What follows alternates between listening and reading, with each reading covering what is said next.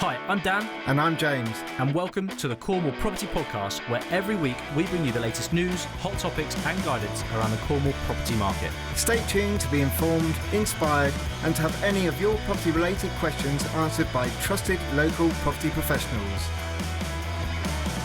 Welcome back. I'm Dan. I'm James. And we are here for episode 68. And we have managed to hold on to the wonderful Rain from last week's episode. Rain is here to join us again. If you didn't listen to last week's episode, where have you been? And if you have, thank you for joining us once again. But Rain, who are you? What did you do? So I am a management agent, property management agent based down here in Cornwall. My background is predominantly commercial with some residential management. I specialise in sort of service charges, so common areas, multi-occupancy buildings, things like that.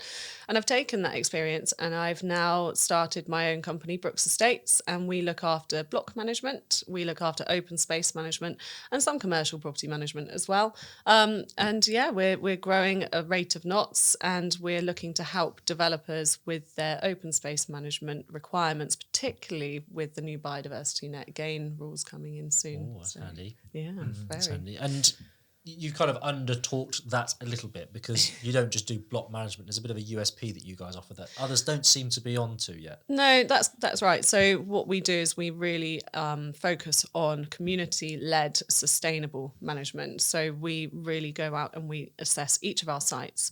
We have an in-house ecologist that will come out and we will carry out full site assessments to look at the environmental benefits and the environmental impacts of that on a development by development basis.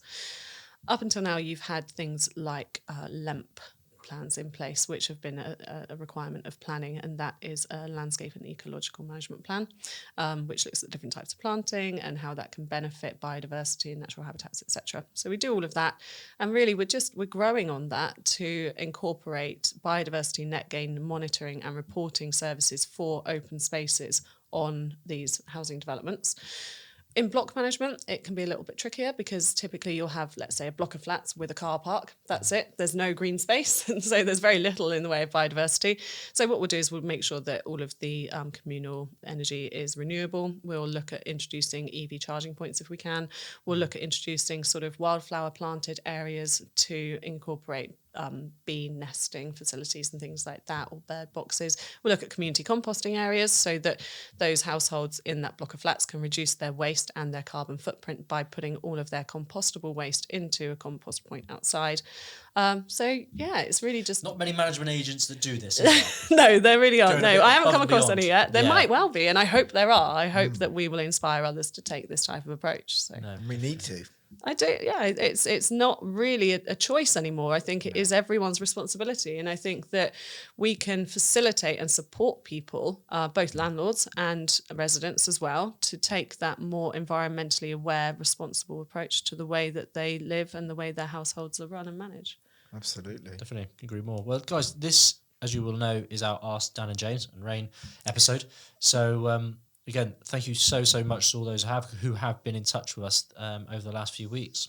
Absolutely. And just remember, you can do that by reaching out on our social media platforms such as Instagram and Facebook as well. But like many of you do, get your questions in to podcast@cl-property.com, which is where we've got this week's questions that we can ask Rain. Really looking forward to this, actually. Definitely. So as always, when we've got guests, off, when we've got guests, Rain, we take extra care in picking out questions because obviously wanted to get your input on areas that your obviously expertise are welcomed. So we've managed to get this one. It's actually quite topical, this one. This is from Ben in Poole. And Ben has asked, I've been looking at a plot of land with a view of obtaining planning to build 2 to 3 new build houses.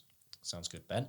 I'm trying to do as much research and planning as I can, but one area that I'm aware, which is coming into play later this year, which I'm really struggling to get my head around, is the whole biodiversity net gain requirement. It's blowing my mind a little, and I was wondering if you guys had any experience of this or could shed some light on what it means for us Lehmans. Now, I'm really pleased you're here because I probably wouldn't pick out this question myself if you were. I probably would have said, we'll wait for that one, Ben, sorry. But this is a perfect opportunity to bring this one up because I know no one better than yourself to help us answer it. So Yeah. Perfect. Teach me and James as well, please. Okay, I'll do my best. So biodiversity net gain, it's a big buzzword. It's actually been brought in Cornwall already. It's now rolling out as part of the Environment Act 2022 across the rest of the country, and will be an obligation on developers when they are applying for planning to consider.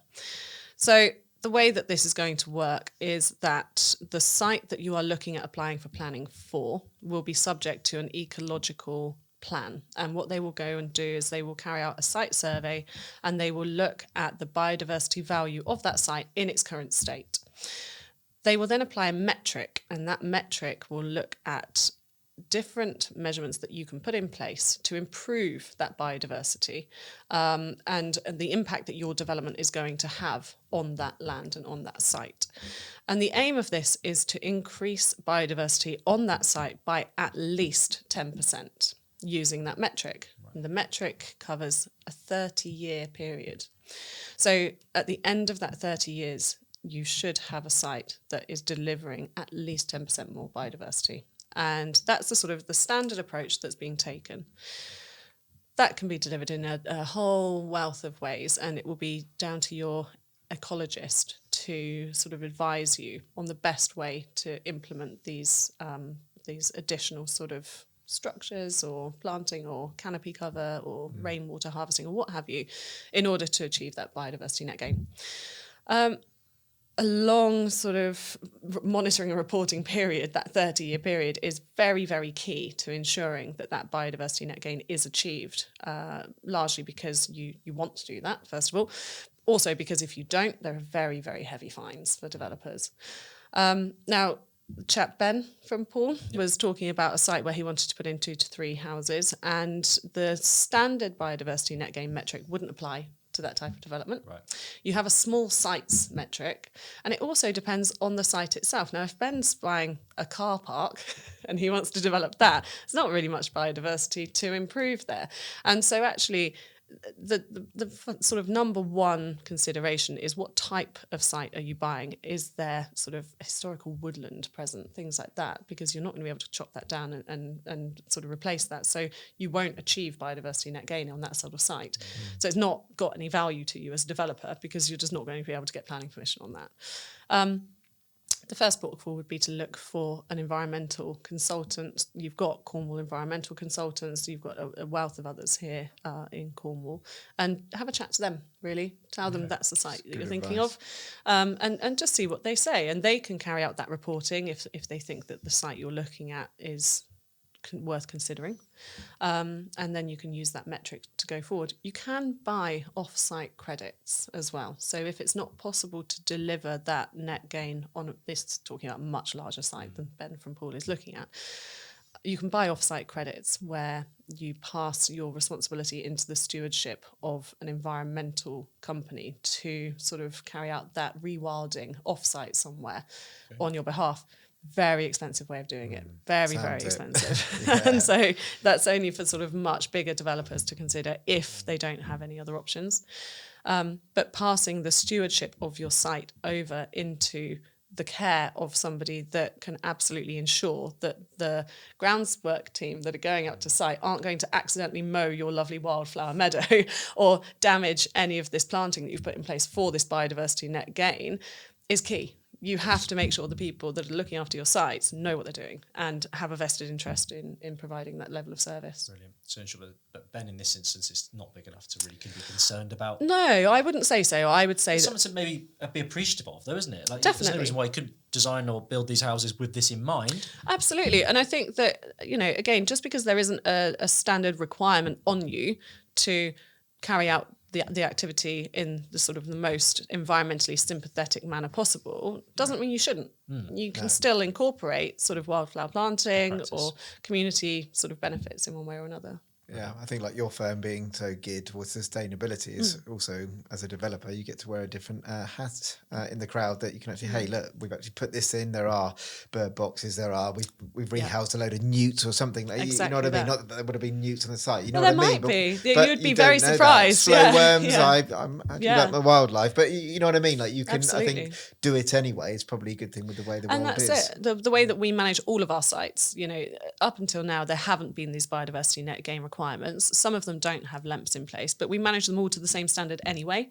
We work within a framework that is set by the Building with Nature organisation, and we're looking into ways that we could possibly become accredited with them to demonstrate that that's the standard we manage all of our sites to, regardless of whether we're required to or not formally by local planning authorities or what have you.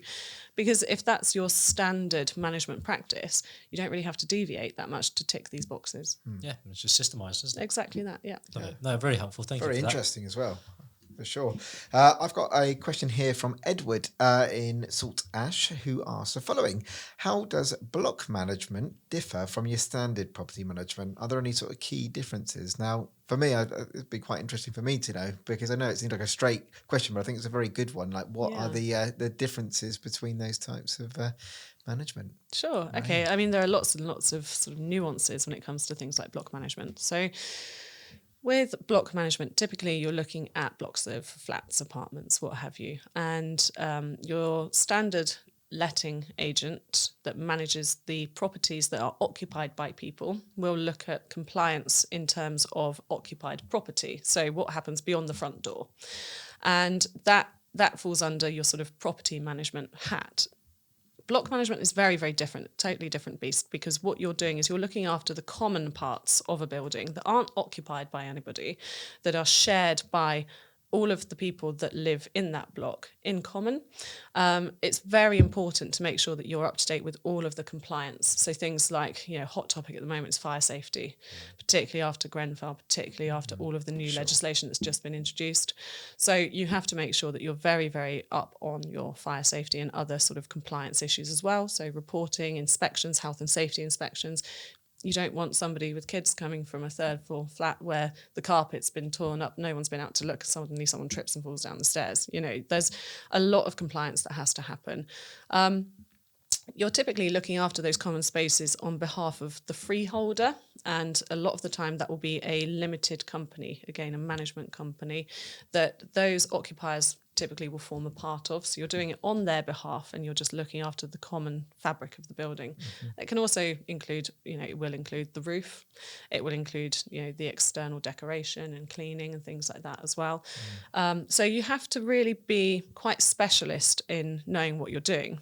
We have a commercial director in Brooks Estates who is a quantity surveyor. So it's really useful for us because we can send him out and he'll say, okay, well, this is the age of the building. This is the type of roof that's involved. This is how much it's going to cost to replace or repair that in X amount of years' time. And we can introduce a sinking fund so that we know that people are contributing toward that cost in advance. We know it's coming. It's not going to be this big shock where we go knocking on people's doors going, right, we need £15,000, you know. Sure. So that's the difference, really. It's knowing all of the compliance. It's being able to effectively administer a service charge so that people's money is being spent appropriately.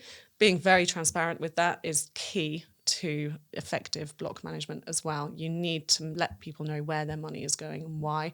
And also it adds a certain amount of value to your property too. So if you have a flat and you have an adequate management agent, which a lot of people unfortunately don't seem to, it can add value to your property because any buyers coming in will know that they're well looked after and you know, they have a trustworthy agent. No, absolutely. It seems that there's a lot more working parts, and it's also geared to landlords that maybe own the whole block. That's right. Yeah. You know, there's more than just beyond the door. As you say, the car park areas, the gardens, all that type of stuff. Exactly that, It's a lot more involved than your standard. Yeah. Yeah. A lot of health and safety. Yeah, no, big time, which, you know, when being in the box, you want to have the right person who's been managing it and they're qualified to do so. So, thank you for drawing clarity on that. That's okay. Hopefully that helps, Edward. Well, look, guys, thank you so much, Ray. We've pretty much thrown you under the bus there. So you've dealt with those fantastically. No, I've loved it. I really have. It's great. Thank you. Very knowledgeable. Thank you so much. Yeah, and guys, hopefully you've also been impressed with Rain and her expertise and what the business can do potentially for you guys. So again, if you're interested in getting in touch with Rain, what do they need to do? do? So you can head straight to the website. There's a lot more information on there, and there's also a contact us form. You can go over to our social media channels as well. So there's Instagram and there's Facebook. The website is www.brooksestates.co.uk, Brooks without an E. So BROOKS, estates.co.uk.